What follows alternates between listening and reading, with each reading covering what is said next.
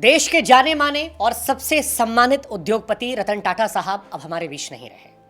1937 में जन्मे रतन टाटा 2024 में 86 साल की उम्र में मुंबई के ब्रीच कैंडी अस्पताल में अंतिम सांसें लेते हैं।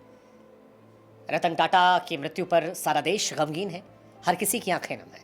रतन टाटा की लेगेसी ऐसी है कि पक्ष विपक्ष दोनों तरफ से उनके निधन पर शोक संदेशों का तांता लगा हुआ है। शायद ही देश में कोई दूसरा व्यक्ति होगा जिसे इतना सम्मान मिला होगा जितना सम्मान रतन टाटा साहब को मिला है। हालांकि मृत्यु इस जीवन का अंतिम सत्य है, हर किसी को एक रोज इससे गुजरना है।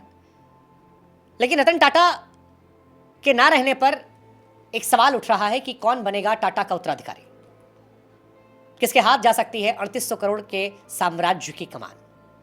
86 साल की उम्र में रतन टाटा साहब का निधन हुआ। मुंबई के ब्रीच कैंडी अस्पताल में आईसीयू में वो एडमिट थे।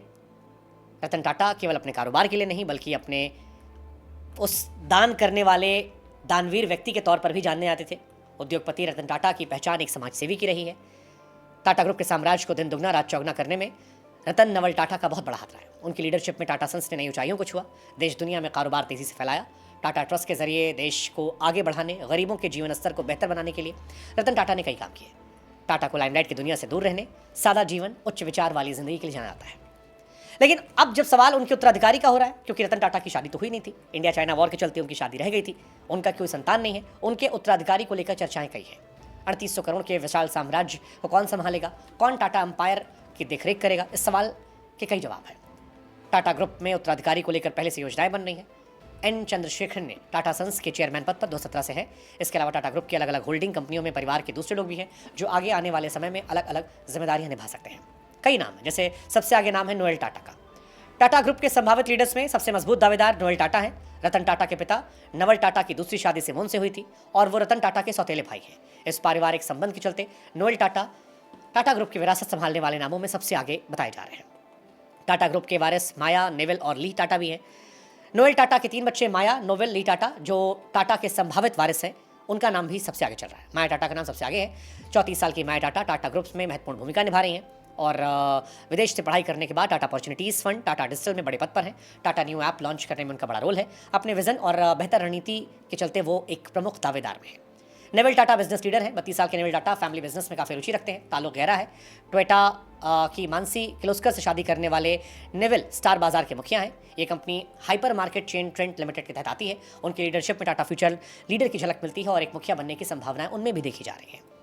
हॉस्पिटैलिटी सेक्टर को आगे बढ़ा रही हैं ली टाटा। 39 साल की ली टाटा तीनों भाई बहन में सबसे बड़ी हैं। टाटा ग्रुप के हॉस्पिटैलिटी सेक्टर की रीढ़ कहा सकता है।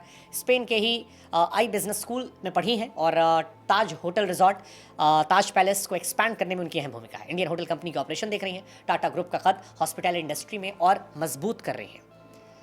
रतन टाटा का उत्तराधिकारी इन्हीं में से कोई हो सकता है। हालांकि रतन टाटा समाज सेवा काम के लिए जाने जाते थे। बिजनेस रणनीतियों को आकार देने में इन लोगों ने उनकी मदद की थी।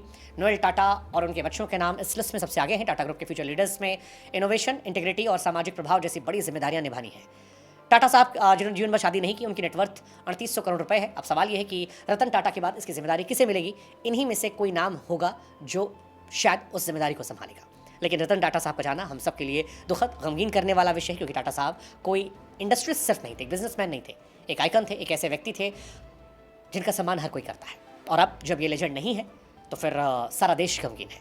एक ऐसा इंसान हिंदुस्तान से गया जिसने हिंदुस्तान के बिजनेस को ग्लोबल स्टेज पर पहुंचाया, बिजनेस किया लेकिन समाज सेवा की, दान दिया, और शायद यही वजह है कि आज सारी दुनिया उनका सम्मान कर रही है।